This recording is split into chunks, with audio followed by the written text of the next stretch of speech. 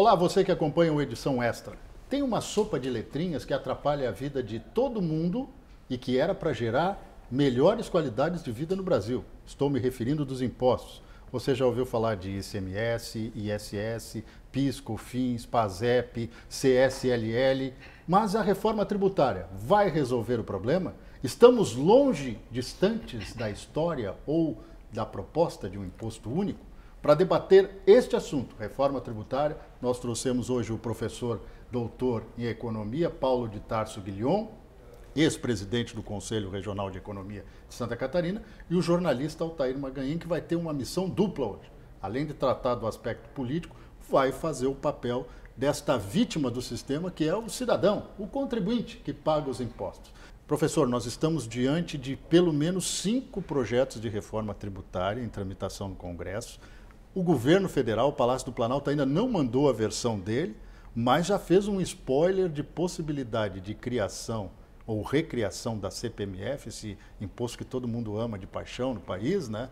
Para matar, evidentemente, né? E voltou atrás. Estamos longe de ter uma melhor distribuição desses recursos dos impostos para o brasileiro e finalmente pagar menos? Olha, nós estamos longe da igualdade social, ou de diminuir a desigualdade social, mas a reforma tributária é um passo importantíssimo para a gente minimizar essa distância, esse abismo, né, que separa o rico, né, do pobre, né? Então nós estamos assim, a reforma tributária ela vai dar um ânimo, provavelmente, né, vai dar um ânimo muito grande no mercado, inclusive no que diz respeito principalmente na questão de criação de empregos, né? Nós temos aí mais de 13 milhões aproximadamente de brasileiros desempregados. Não é imediato, né? Mas nós vamos ter sim um impacto nos empregos, sem dúvida alguma. A gente observa uma cultura brasileira, estávamos até brincando antes de começar o programa, de que imposto no Brasil nasceu antes da nação brasileira, né? Quando éramos, antes de sermos vice-reino, era uma colônia de Portugal, já éramos taxados a maior parte, inclusive no ouro, né? Sobre os produtos que nós não tínhamos e tínhamos que importar para um Brasil colônia, depois um Brasil vice-reino de Portugal.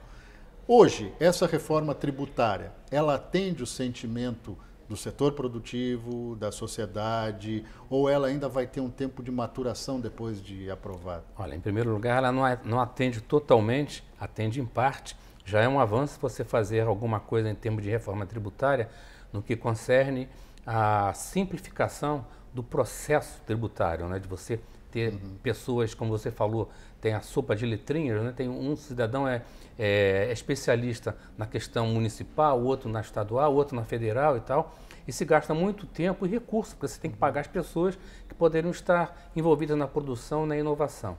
Então a gente ainda vai levar algum tempo para chegar no que o empresário quer. O empresário, na verdade, que é quem cria os empregos, a arrecadação, ele precisa pagar menos imposto. Se você fizer qualquer pesquisa em qualquer setor empresarial do Brasil e talvez no mundo, né, a principal reclamação é que se paga, principalmente aqui no Brasil, muito imposto. A carga tributária é altíssima, chega a 35% do PIB, é uma coisa assim absurda, né? E existem outros elementos que o governo poderia se debruçar um pouco mais. Eu estava falando com o Altair ainda há pouco, que, por exemplo, existe quase um PIB no Brasil de impostos que são sonegados, de impostos que estão em um contencioso judicial, enfim, uma arrecadação muito grande de quase um PIB. Um PIB do Brasil está hoje, segundo o IBGE, em 6,8 trilhões de reais. Nós temos alguma coisa em termos de 6 trilhões de reais que estão aí para serem resgatados, né, dessa forma que eu te falei, né, contencioso judicial, sonegação fiscal, renúncia fiscal, enfim, elisão fiscal, tem muita coisa para se recuperar. Agora a pergunta vai para o Altair, mas num outro sentido. Quer dizer, quando a gente fala com o deputado federal, com o senador da República, ou mesmo até com os parlamentares dos estados e dos municípios, deputados estaduais e vereadores, a visão deles é ampla. Quer dizer, tem que aprovar uma reforma tributária, tem que fazer essa não só justiça social, mas justiça fiscal, né? Que é algo muito mais amplo também. Mas aí chega lá no Congresso, pegamos o exemplo da votação da reforma da Previdência, olha, se não aprovarem a cessão onerosa do petróleo, não vai para frente. Os parlamentares estão com 2 discursos, um para a base e o outro dentro do Congresso? Primeiramente, obrigado mais uma vez pelo convite, Roberto, professor Guilhom. É sempre um prazer participar do programa. E esse caráter populista é uma preocupação, né? E aí nós estamos na véspera de um ano eleitoral. Mais uma vez o cidadão vai às urnas no ano que vem e, obviamente, os deputados federais e senadores vão ter que dar algum tipo de satisfação à sua base na hora de pedir voto e falar sobre esse tema da reforma tributária. Já há muito o que dizer sobre a reforma da Previdência. Muitos são a favor, outros são contra. Enfim, o tema reformas é sempre muito espinhoso, e ainda mais a reforma tributária. Quando se faz uma conta difícil de ser equalizada, né? Porque o cidadão quer pagar menos imposto.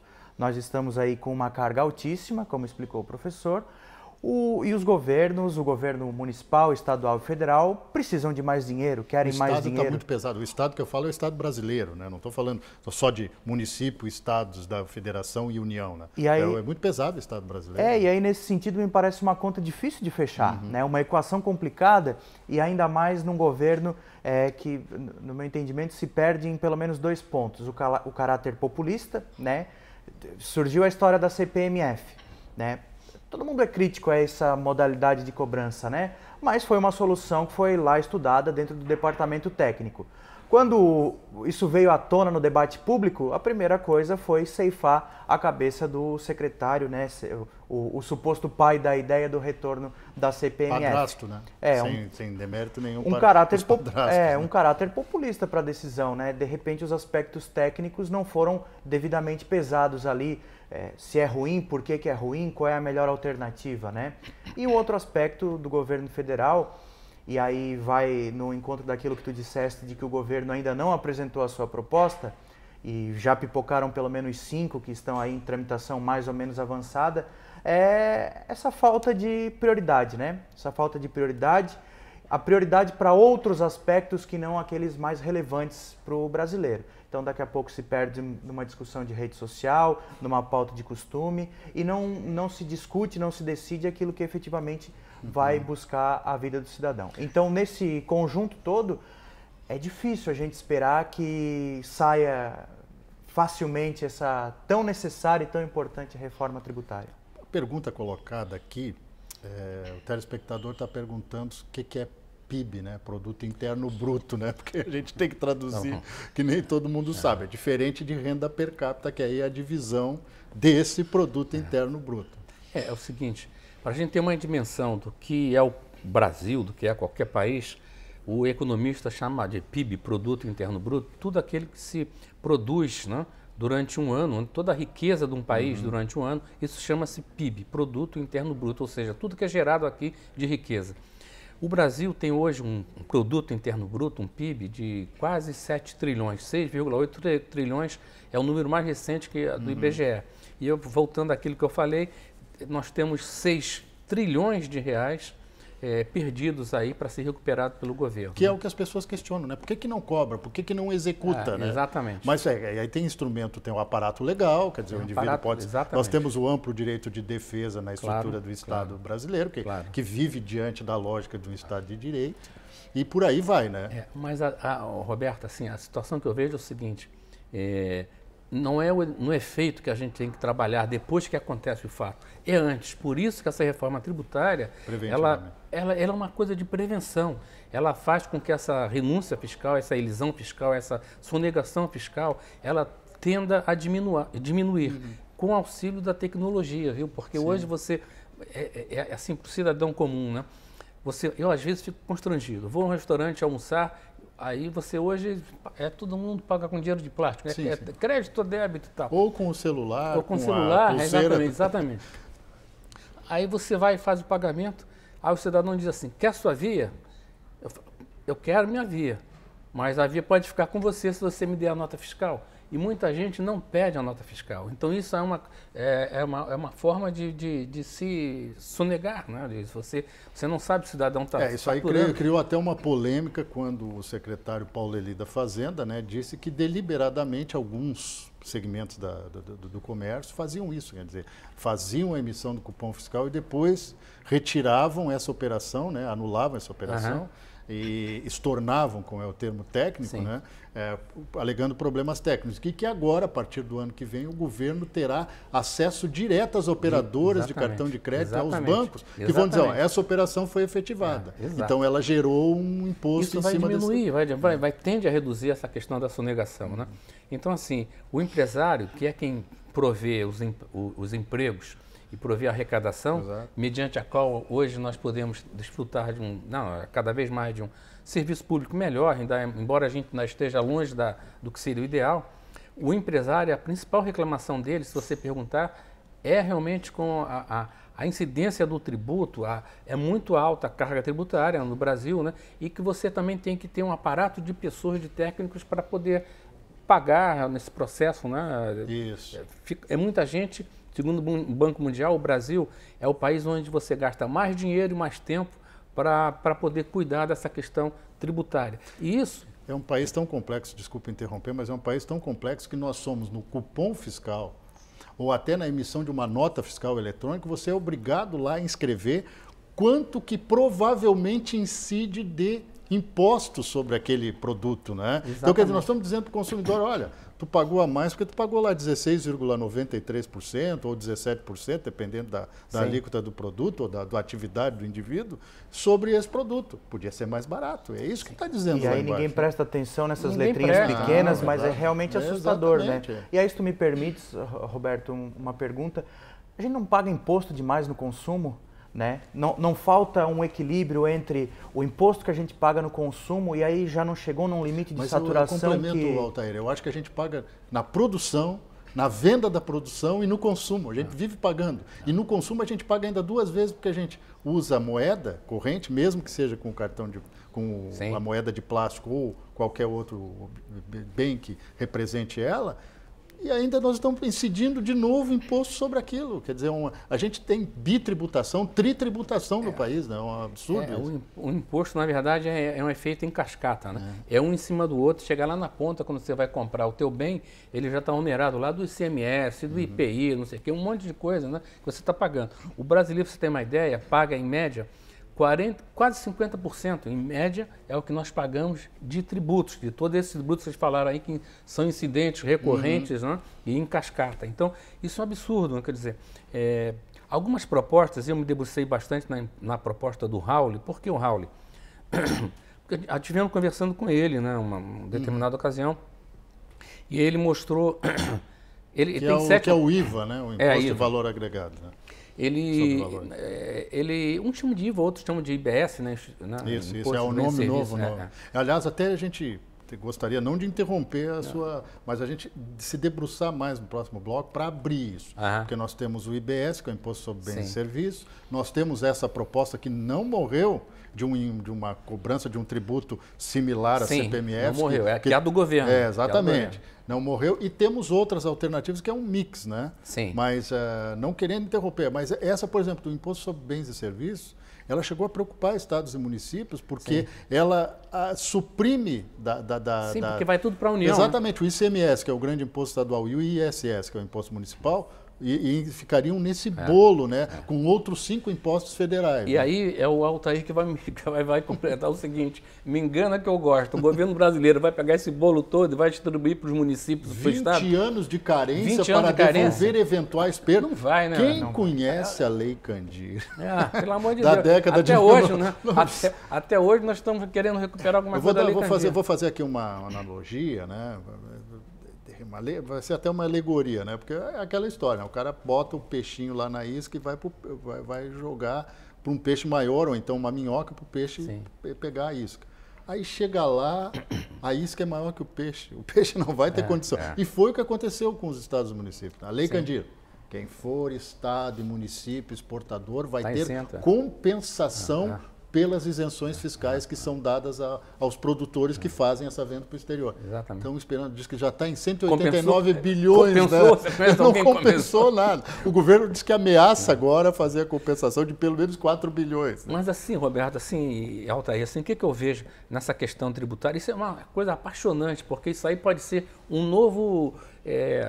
um novo plano real, digamos assim, do Brasil, o mesmo impacto do plano real nos negócios do Brasil. Assim, o que acontece com a questão do imposto, né, dessa reforma? O Altair falou assim, porque a gente paga muito consumo, como eu te falei, 50%, mais ou menos assim. Mas o que você pode tributar? Você pode tributar renda, você pode tributar, e renda aí entra a previdência também, né? Pode tributar renda, pode tributar o consumo, né?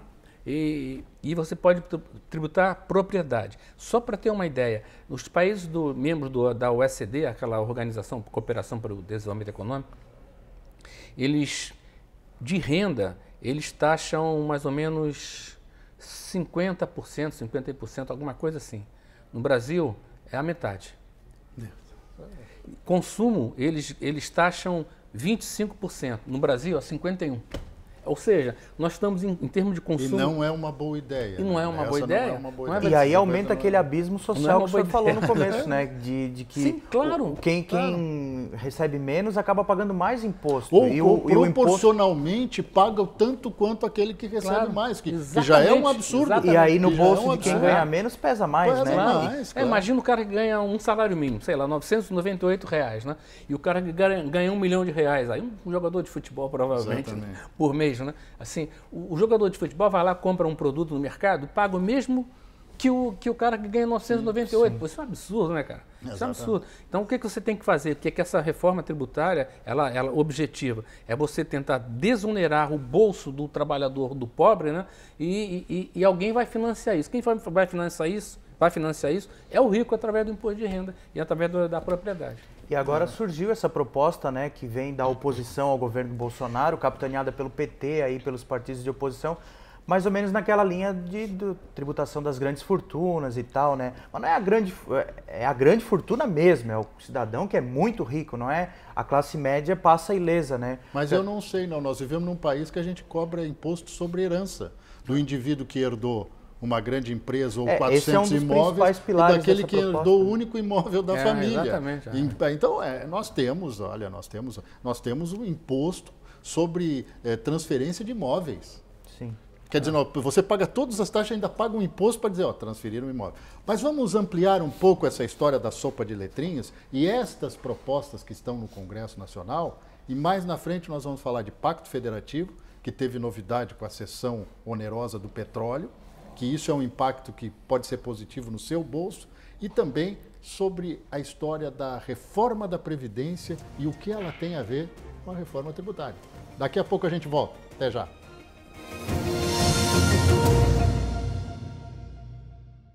Voltamos com edição extra tratando de um assunto que interessa a toda a sociedade, mas principalmente a você que acha que ele não tem nada a ver com a sua vida, que é a reforma tributária.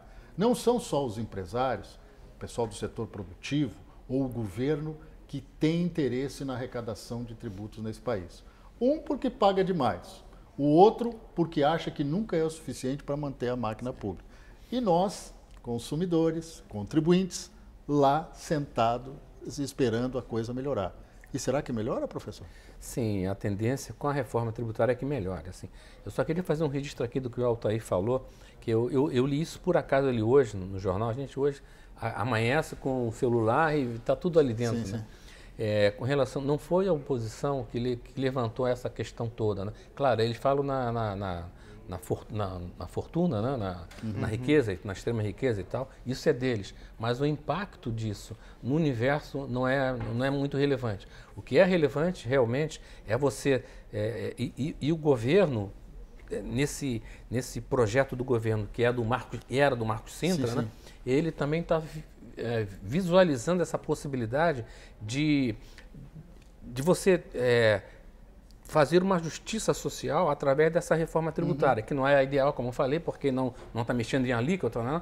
Mas ela está desmembrando a burocracia. A burocracia tributária no Brasil custa 60 bilhões por ano. Né? E não há uma empresa nesse país, e que, às vezes, como empresário, a gente tem que se botar na posição do empresário, né?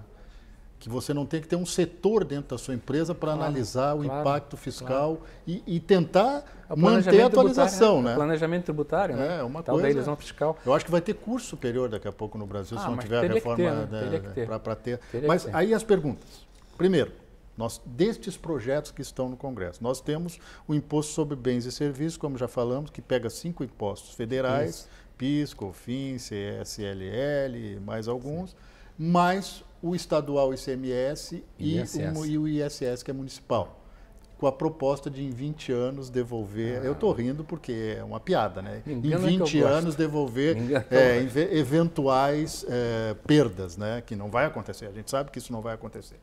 Mas um deputado e um senador tentaram me convencer, e eu não vou dizer o nome deles porque eles também estão dentro do debate, que a tecnologia vai nos ajudar, e deram um exemplo.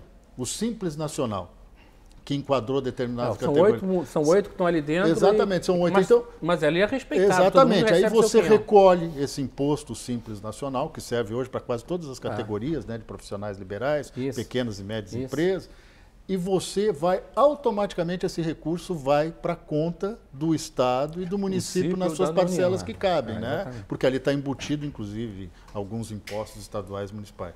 Aí eu pergunto, o IBS, essa proposta de imposto sobre bens e serviços, ela é a melhor proposta, professor? Olha, na verdade, assim, as propostas são mais ou menos equivalentes no seu objetivo final, que é fazer a redução dessa desigualdade de renda, desigualdade social, né? Existem umas melhores, outras piores e tal. No caso da proposta do Raul, que foi a que eu me debrucei mais, né? Porque o Raul ele teve 7 mandatos como deputado, ele foi 2 vezes secretário da Fazenda do Paraná. Ele é um sobrevivente, né? É um sobrevivente. E ele é um cidadão que entende do riscado. Então, ele foi o relator desse negócio, dessa proposta dele aí. E eu me debrucei nela, né? E mais do que nas outras. Então, eu vejo a proposta dele como uma proposta melhor, por exemplo, que a proposta do governo, que traz de volta aquela questão que vão ligar. Não há como você não ligar pela tecnologia que você vai pagar no cartão, vai pagar, seja da qual forma que você pagar, vai ter aquele negócio da CPMF. Então, essa visão política, essa sensibilidade política, para o eleitor é péssima. O governo, tecnicamente, aposta nisso porque... Mas aí seria quase que a proposta do imposto único, né? É do imposto único, né? É a proposta do Sintra, né? Por isso que ele caiu fora e tal. Eu não sei se politicamente seria inteligente para o governo jogar isso goela abaixo dos eleitores. Né? A proposta do Raul eu vejo como uma proposta interessante. Acho até que o Estado de Santa Catarina deveria trazer os propositores de cada proposta, né? Para que eles venham aqui e explicitem, né? Explicitem um pouco mais, né? O setor empresarial tem feito. A Fiesc tem exatamente, feito isso, a Fiesc trouxe já tributaristas e trouxe os autores das ideias para Chapecó, Joinville. Então, quer dizer, para esclarecer para a sociedade, porque realmente foi feito um cálculo pela Federação Catarinense dos Municípios, Altair e professor Guilhom. Quem sabe o futuro professor Altair, né? Ele tem cara de professor, né? Vamos convenhamos. E tem background para isso, né? Longe disso. Mas isso é fato. A verdade é que a gente tem hoje no Brasil aquela coisa da causa e consequência muito próximas, né? O indivíduo não matura a ideia, mas ele já está repercutindo e já virou especialista. Sim. Eu não sou especialista sobre tributação e arrisco no Brasil a dizer que tem poucos, né? Eu também não sou especialista, mas eu sou curioso. Curioso, né? Mas aí a questão que se levantou foi que nesse IBS, com esta, digamos assim, vamos usar a otimização, né? Vamos usar um termo matemática, né? De colocar todos os impostos ali, os 5 federais, o estadual e o municipal, que não só haveria essa possibilidade, mas teria um prejuízo enorme para os municípios acima de 50 mil habitantes no retorno. Porque tem que se criar um critério para o retorno, né? Vamos pegar um município como Joinville, município que tem mais de 500 mil habitantes, e uma arrecadação que é exemplo para o Brasil, né? Um município que arrecada mais que alguns estados da federação, mais exatamente 6 estados da federação, o município de Joinville. E este município de Joinville, por exemplo, teria prejuízo no retorno do recurso. Hoje em Santa Catarina tem um cálculo, que é do governo do estado, que o estado arrecada por ano cerca de 50 bilhões de reais. em tributos, né? E recebe de volta do governo federal, quando recebe, em torno de 1 bilhão. É muito pouco, né? Roberto, assim, ó, quanto ao retorno, realmente, é super impactante, né? Hoje, pelos cálculos, alguns, né, dizem que o Brasil, a União, fica com mais de 65%. Já chegou a 63%. 63% do bolo total, né? Quer dizer, e o restante, 62%, se for 62%, seriam 38%. Vamos supor, 37% sobra para estados e municípios. Desses 37%, seguramente, porque eu escutei um secretário de governo, não desse governo, mas anterior, falando isso lá na Federação das Indústrias, o meu cálculo era de 13% para os municípios e ele falou em alguma coisa de 9%. Aquilo me impactou tremendamente. Falei, pô, município, onde é que o desenvolvimento acontece? É aqui no município, porque quando a gente não é lá em Brasília. Quando a gente está falando de percentual, eu estou falando em especialista, com especialista, a gente não pode contar 1% mais 1% são 2%. Não.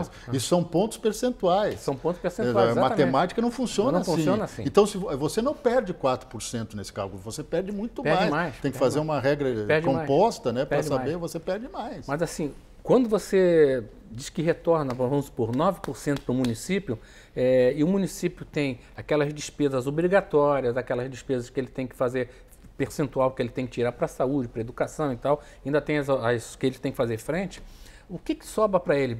Sobra merreca. Desculpa a expressão, mas sobra nada. Não tem dinheiro para desenvolvimento. Não tem dinheiro para saneamento, para educação, para investimento, não tem nada.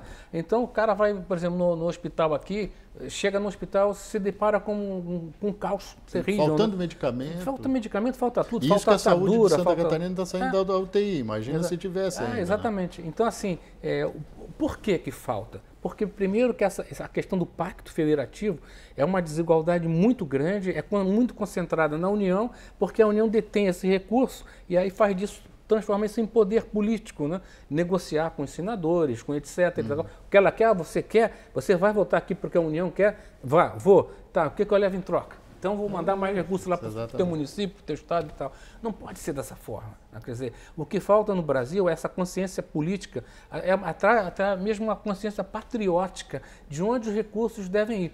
O meu avô nasceu em 1800 e lá vai pedrada, o século retrasado. O meu também. Teu também? É. O meu pai nasceu no início do século passado. Eu nasci em meados do século passado. O meu avô dizia para o meu pai o seguinte, meu filho, meu avô dizendo para o meu pai, o Brasil é o país do futuro. O meu pai dizia para mim, meu filho, o Brasil é o país do futuro. Eu não quero dizer para minhas netas que o Brasil é o país do futuro, para os meus netos. Porque o futuro já chegou, né? E a gente ficou, né? Ficou parado esperando ele passar. Exatamente, o futuro passou e nós não pegamos carona nele, né? Nós não trabalhamos para isso.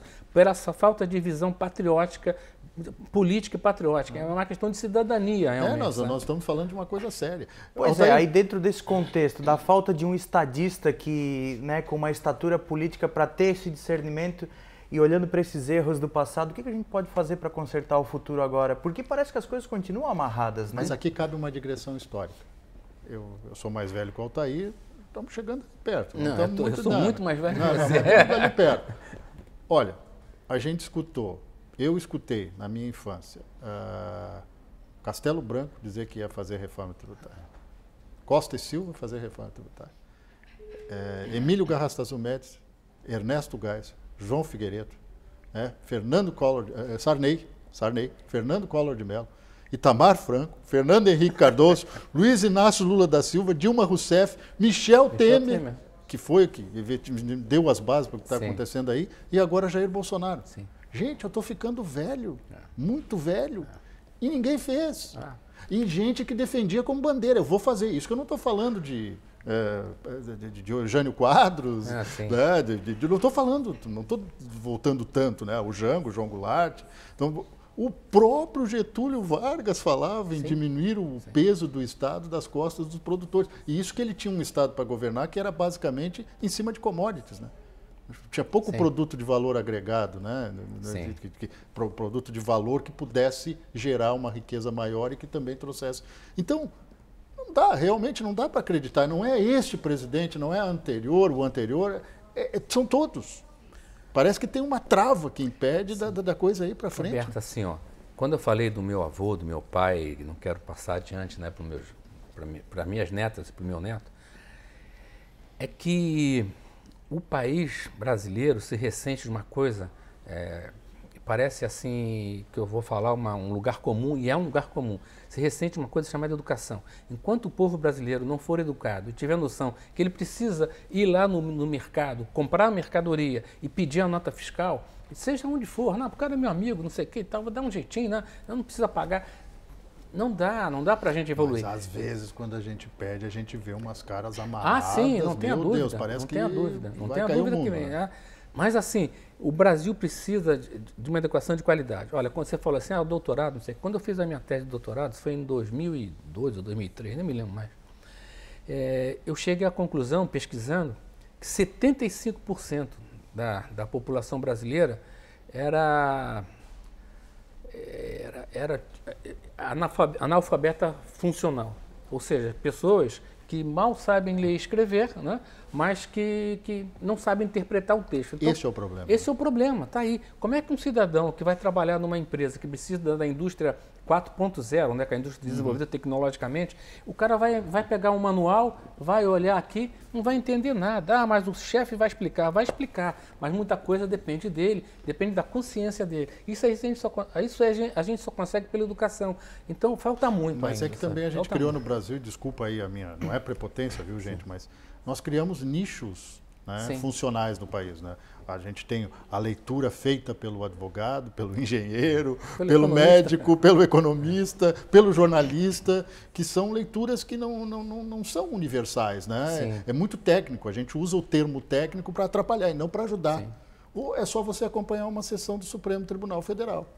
A única coisa que a gente entende é do Data Vênia, e olha que eu fiquei 5 anos dentro da faculdade. Mas o Nelson Rodrigues uma vez falou assim, que isso é uma forma de proteção, e uma forma de proteção de cada casta proteção dela. E eu diria que reserva de mercado. Reserva de mercado, exatamente. Eu sei porque eu sou douto, né? E além dessa questão da educação formal, eu penso que também falta a educação mais específica financeira, né? A gente, infelizmente, na educação básica, não tem contato mínimo e tão necessário com os aspectos da educação financeira, da importância do poupar, do planejar, do investir, tá falando isso. Da previdência. É algo que, né, passado muito tempo depois de sair da faculdade, obviamente a minha graduação ela foge da área das exatas, vai para as humanas, e a gente não tem contato com isso de jeito nenhum e precisa ter, e é tão importante que tenha, né?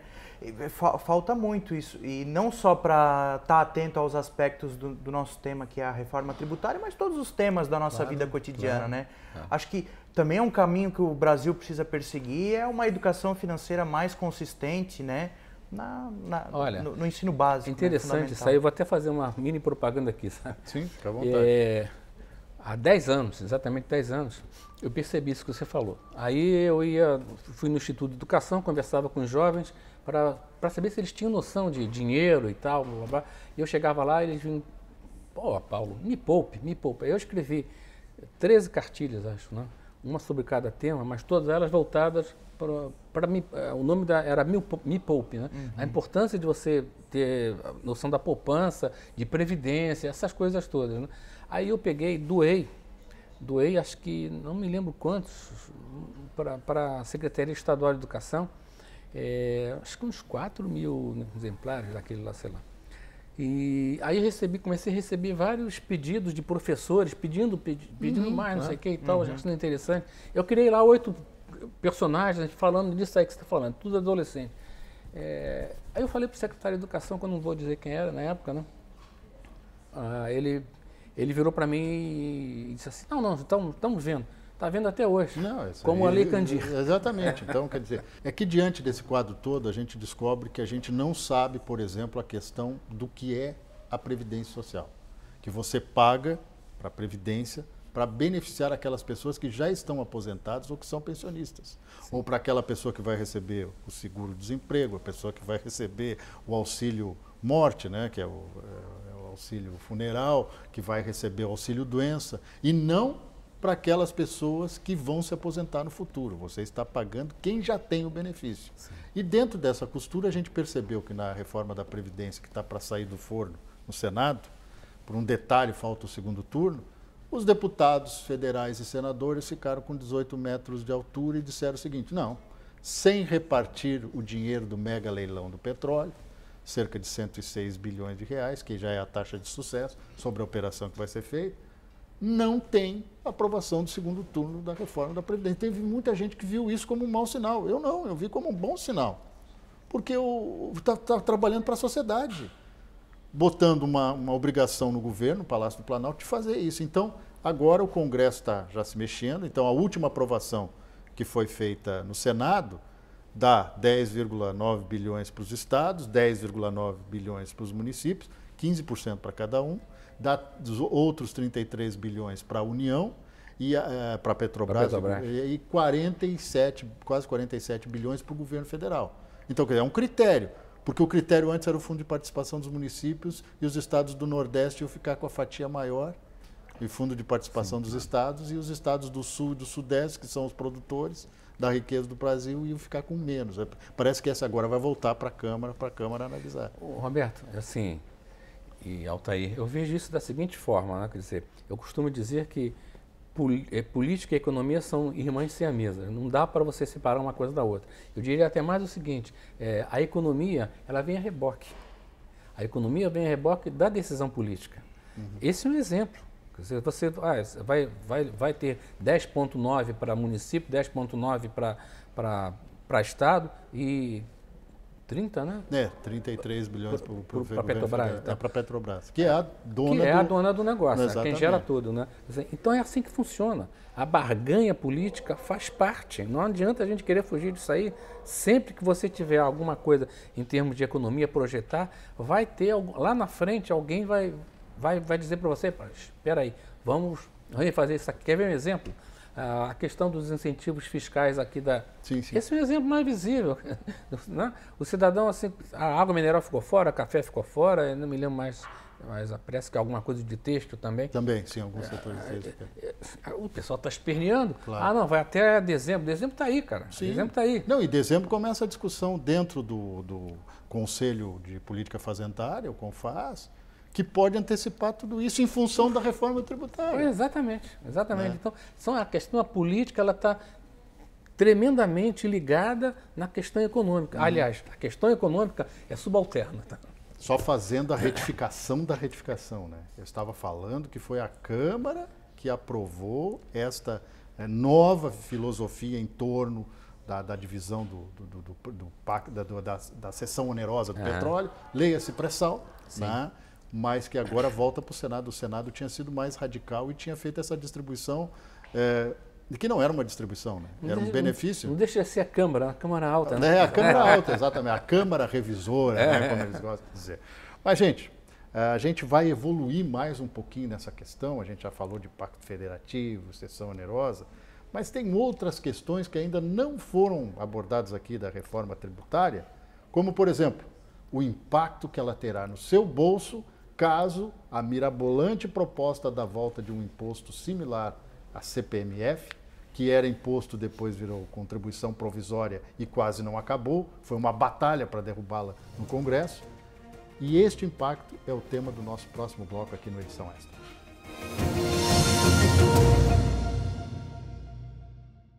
Edição Extra aqui na TVA, abordando o importante tema reforma tributária. Nós sempre pedimos queríamos até um imposto único, né? Que ainda é algo que vai ser gestado, né? Mas lá em Brasília, e nós fomos lá, o programa Edição Extra foi lá em Brasília, na Câmara dos Deputados, falar com 2 parlamentares de Santa Catarina que fazem parte da comissão especial que analisa a reforma. Darcy de Matos, do PSD, e Celso Maldaner, do MDB, dizem agora para vocês a importância da aprovação da reforma tributária e até mesmo sobre a definição do modelo dela, que ainda é a grande incógnita. Vamos acompanhar. Como membro titular da reforma tributária, nós temos debatido muito com Santa Catarina e com o Brasil a mudança do Sistema Nacional de Tributação hoje, que é arcaico, antigo, oneroso, complexo. Tem empresas que gastam até 7% do seu faturamento para promover o recolhimento dos tributos. Isso é um absurdo. Nós temos que fazer uma reforma também, além de simples, nós temos que fazer uma reforma transparente, ou seja, para que o cidadão possa saber o que ele está pagando de imposto do seu sapato, dos produtos que ele consome. E mais do que isso, a reforma tem que ser justa, porque hoje nós estamos vergonhosamente no Brasil tributando o pequeno, o pobre, o trabalhador em 49% do consumo. Como o trabalhador, o que ele ganha, ele consome, então ele está sendo penalizado. E a renda, que é a classe média alta, nós estamos tributando em 21%, 22%, ao contrário dos Estados Unidos. Então nós temos que tributar um pouco mais a renda e o capital e um pouco menos o consumo. Ora, essa reforma ela é fundamental para que o Brasil possa retomar o seu crescimento econômico. Hoje, o sistema tributário nacional está engessando o crescimento do Brasil. Portanto, nós queremos reunir os 5 impostos, IPI, PIS, COFINS, ICMS e ISS, no IBS. 167 países no mundo já têm o imposto único, o IVA. Então nós estamos atrasados. O nosso sistema, por exemplo, não tributa a nova economia, que é o WhatsApp, o Google, o Uber, a telemedicina. São um filão da economia novo que surgiu, que não está sendo tributado. Portanto, a reforma se faz necessária de forma urgente. Nós estamos debatendo e vamos juntar a reforma do API, do Baleia Rossi, a PEC 45, a PEC 110 do Raul, que está no Senado, junto com a reforma do governo que deverá vir, para que a gente possa fazer uma reforma boa, uma reforma que promova o desenvolvimento do Brasil. A grande meta nossa, eu como membro titular, representando Santa Catarina, na Comissão Especial da Reforma Tributária agora, é eliminarmos o PIS, o COFINS e também o IPI e também o ICMS a nível de Estado e o ISS, criando o imposto de bens e serviços, trazendo mais simplificação, desburocratizando esta legislação de milhares e milhares de instruções normativas, de decretos. É uma burocracia muito grande. Então esse projeto vai simplificar e vai trazer transparência a todo o povo brasileiro. Nós temos que saber quanto nós estamos pagando de imposto. Então essa é a nossa grande missão, ainda neste ano, aqui na Câmara Federal, votarmos a reforma tributária para que o Brasil possa voltar a crescer. Infelizmente, esse ano vamos crescer menos que o ano passado. Mais um ano perdido. Chega, está na hora do Brasil voltar a crescer a partir de 2020. Por isso é fundamental aprovarmos a reforma tributária. A gente sabe que discussão no Congresso, às vezes, ela é pior do que discussão acadêmica, né? Sim. Não se chega a um consenso, mas se obedece a alguns interesses. A sociedade está pressionando o Congresso na medida, quer dizer, setor produtivo, contribuinte, tributaristas, economistas, estão chegando lá no Congresso dizendo para eles, olha, nós precisamos da reforma, mas esse elefante com rabo de zebra e perna de tatu não é o que a gente quer. Eles estão dizendo isso para o Congresso? Olha, eu particularmente acho que há segmentos, né, que você pode dizer que está pressionando. O segmento empresarial, com certeza, ele está à frente desse negócio, porque é interesse deles, né? Agora, a sociedade, de uma forma geral, alguns grupos específicos, né, inclusive de um deles eu faço parte, que tem aqui no Brasil, eles também pressionam, né?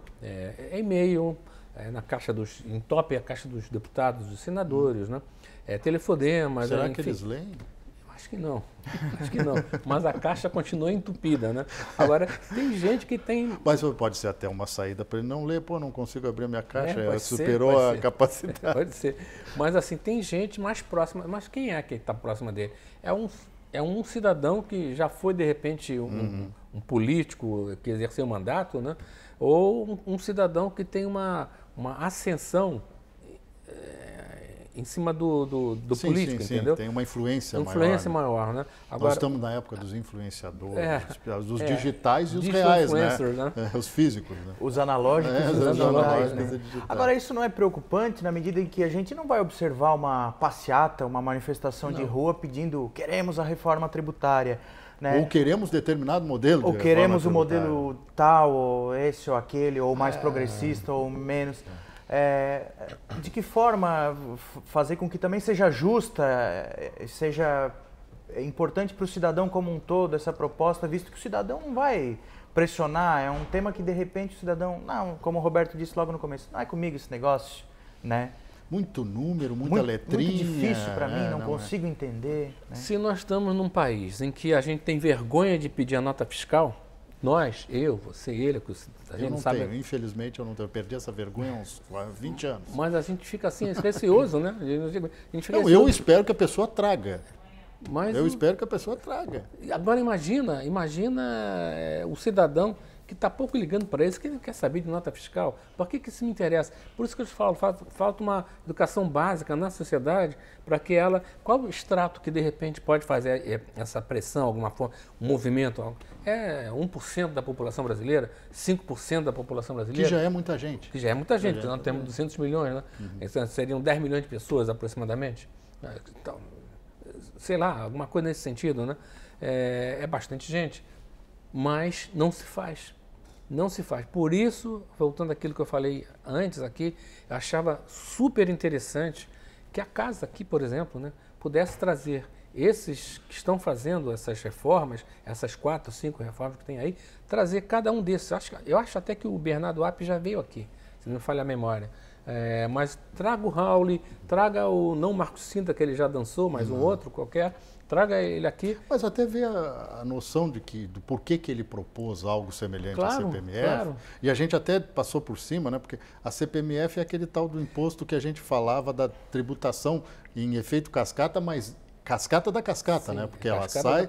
Vamos pegar o exemplo: produz-se na indústria, setor produtivo faz alguma coisa, vende para o comércio, paga a CPMF. Ele já paga porque ele compra insumos para fazer a produção. Origem, Aí ele vende para o comércio, paga a CPMF. Aí nós contribuintes, compramos do comércio, nós pagamos CPMF. Sim. Só porque para você pagar, você usou o cartão de crédito, você vai pagar CPMF de novo. Por cima do cartão. Se você fez um saque no caixa eletrônico, também, você pagou CPMF. Tá? Se você pegou aquele dinheiro e fez em meio físico, né? Também pagou. Quer dizer, é um efeito devastador, devastador. Mas assim, para um governo que já está devastado também, seria uma coisa excepcional. Sim, em termos de finanças públicas. Porque no Brasil a gente aplaude quando a gente tem 135 bilhões de déficit por ano, né? Pois é a meta.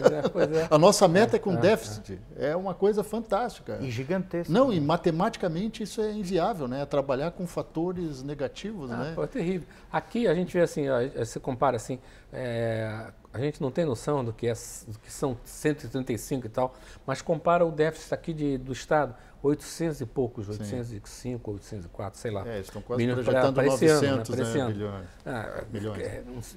Mas é muito dinheiro, né? É muito dinheiro. E a CPMF, ela cobra na saída, cobra na entrada, é um terror, né? Facilita se você pronunciar o nome CPMF, você já está pagando ali. Sim. E o problema da CPMF não é a cobrança, é a alíquota que queriam colocar, que agora seria muito maior que as versões anteriores. Né? Então, quer dizer, ela oscilou em 0,038, depois ela chegou a ser 0,1, chegou a ser 0,25, depois 0,1, depois... Não sei se está 0,35. Então, quer dizer, olha, é muito dinheiro, É muito dinheiro e aí nós quebramos a questão. Mas, dentro dessa proposta de reforma tributária, será que também não faltou ouvir o contribuinte? Sem dúvida nenhuma, o contribuinte tem que ser ouvido. Mas o contribuinte, ele tem poucos exemplos do que representa essa carga tributária. Alguns movimentos, aqui mesmo no Estado, tem movimentos que de repente o pessoal vai para a rua, né, diz assim, olha, hoje é o dia e tal, tem um impostômetro, não sei o que, esse tipo de coisa. Aí você mostra, no carro que você comprou tem tanto X% de imposto, no copo tem não sei quanto, e em média naquele você dia paga... cobra o combustível determinado número de litros, né, valores, né? Quantidade de litros sem o imposto em cima. Né? Se você perguntar para o cidadão, né, para o contribuinte, evidentemente que ele não vai dizer não, nós não estamos, nós precisamos ter uma alíquota maior e tal, precisamos cobrar mais, o governo precisa cobrar mais da gente. Não, ele vai dizer exatamente o contrário, que é o que diz as empresas. O que eu vejo assim de objetivo maior, assim, se abstraindo um pouco dos números, né, e tentando projetar um Brasil mais justo, é que essa reforma tributária, embora não seja ideal ainda, porque não reduz a alíquota, ela vai proporcionar que, como você vai descarregar, por exemplo, a proposta do Raul, ele fala assim, medicamento e alimento, sai fora que não vai ter incidência fiscal, não vai ter tributo. Então, o que eu vejo de maior é que os produtos vão estar mais baratos, principalmente para o povo, né? Para o povo brasileiro, né? Que vai poder comprar, né? Pagando muito menos, né? Do que seria o caso, porque você vai ter aquele imposto, o IVA, ou vai ter aquele IBS, enfim. E outra coisa que é super importante no Brasil, eu, como consultor e empresário, assim, eu vejo isso muito na Secretaria da Fazenda daqui e de outros estados, essa guerra fiscal. Então, no momento em que você pega e reúne tudo quanto é imposto, você, estadual, federal, municipal, você acaba com esse negócio de guerra fiscal, entendeu? E tem um ordenamento jurídico, uma segurança jurídica maior, o que faz com que o investidor se anime a vir aqui para o Brasil e investir aqui. Vai ser a mesma coisa que investir em Minas, etc. e tal. Quem é que vai ganhar com isso? Os estados que têm uma logística econômica, né, e de transporte melhor. Nós podemos não ter a melhor logística de transporte, mas econômica nós somos um dos melhores do país, né? E aí tem um outro aspecto, né? Além de toda a questão da discussão da reforma tributária, o que fazer com esse dinheiro depois, né? Porque daí o cidadão, claro que ele não vai dizer, não, eu aceito pagar mais imposto, eu acho que precisa ser pago mais imposto. Não, eu quero pagar menos imposto. Eu quero pagar menos ainda mais porque o dinheiro é mal investido, porque está faltando, estou com problema na saúde, problema na educação, problema na infraestrutura. Então, além de toda a necessidade da reforma tributária, é importante também a reforma do investimento do dinheiro público, né? Eu acho que esse dinheiro chegue melhor no serviço público, né? Um assunto importantíssimo. Nós precisamos de uma reforma do Estado brasileiro. Uma reforma aquela história, macro, não do Estado mínimo ou máximo, ou seja lá, o Estado necessário. Sim. Nós precisamos do Estado, nós temos um Estado gigante, mastodôntico, que não atende às necessidades da população. O e Estado a gente está falando da prioritário, prefeitura, a gente está falando do governo do Estado, a gente está falando da União. A União é uma vilã nesse processo, porque ela tira e não devolve na proporção do que ela tira. Esse é o problema. A devolução, a contrapartida. Porque a gente ouve aqueles modelos mais... Até porque tem menor população, uma cultura mais arraigada nessa questão até da cultura financeira. A Suécia, por exemplo, que cobra 50% de tributos do indivíduo, a Dinamarca né? também. Mas entrega serviços, tudo é público. Tu não precisa de um plano de saúde, tu tem um serviço público que é o melhor do mundo, mas você tem uma população pequena, você tem a cultura, você não tem um crescimento demográfico na proporção que tem o Brasil está envelhecendo, né? Tá ficando para nós, né? Tá ficando para nós. Então, quer dizer, é uma questão que a gente tem que analisar. O Estado que nós temos no país é o Estado que nós precisamos? Está longe de ser o Estado ideal. Ou o Estado que a gente tem que projetar? Eu acho que esse é o grande debate. Porque também não adianta você ficar fazendo reforma e continuar com a mesma estrutura mastodôntica que você tem. Sem dúvida. Assim, eu acho super interessante que o Altair levantou agora, né, de saber o que você vai fazer com o dinheiro e não o Estado chegar e disciplinar, nós vamos fazer isso. É o contribuinte, como você falou, ser ouvido. Não, vamos ouvir o cidadão, o cara que mora lá no município, o que ele está precisando? Precisa da ponte ali naquela estrada tal, precisa de uma pavimentação melhor, precisa de uma escola melhor de melhor qualidade. É ouvir o cidadão. Isso pode ser feito, né? Quer dizer, no governo do FHC, eu me lembro que ele tinha um projeto, não era dele, era da Ruth Cardoso, chamado Comunidade Solidária. Exatamente, que deu origem depois ao Bolsa Família. Ao Bolsa Família, essa coisa toda. E eu me lembro que eu trabalhei na época na universidade, envolvido com esses projetos, fiz muitos projetos, e era interessante que a gente conseguia desenvolver a localidade onde a gente estava trabalhando, né? O programa era o Desenvolvimento Local Integrado e Sustentável. Até o Sebrae já fez isso também antes, né? E foi a Ruth Cardoso, ela diz o seguinte, que pobreza não é falta de dinheiro. Ela dizia assim, pobreza é falta de oportunidade. E eu complemento dizendo que a oportunidade vem com a educação.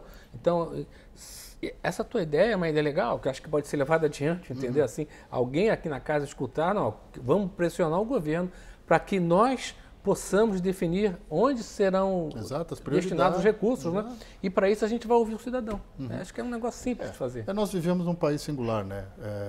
A gente tem uma coisa chamada orçamento anual, que é uma peça de ficção. É de ficção, total. Né? Porque você projeta alguma coisa sem ter condições de prever inflação, outros fatores, crise mundial petróleo, quer dizer, você vai pensar que lá em setembro de 2009 os caras iam atacar a maior refinaria do mundo na Arábia Saudita? Não, né? Mas acontece, aí o preço do petróleo cresce, que a Turquia lá está num processo de possível guerra com a Síria por causa dos curdos. Então, quer dizer, isso tudo tem efeito mundial, né? Que até o petróleo bruto despejado nas praias do Nordeste do Brasil, né? Claro. Porque foi despejado, né? Aquilo não sim, acontece não, ao acaso, não é ao né? acaso. Não existem coincidências, dizem os orientais, né? Isso aí eu acho que cabe nesse processo. Então, tudo isso leva você a imaginar que nós vivemos, às vezes, num país de faz de conta. Tomara que melhore. Eu agradeço muito a presença do professor, doutor Paulo de Tarso Guillon, do nosso colega jornalista Altair Magaim, e fica aquela proposta otimista. Vamos pensar que um dia a reforma tributária vai atender às necessidades reais do Estado brasileiro, mas principalmente da população, porque sem contribuinte não existe Estado. Dito isso, um grande abraço e até a próxima edição do Edição Extra, aqui na TVA. Até lá!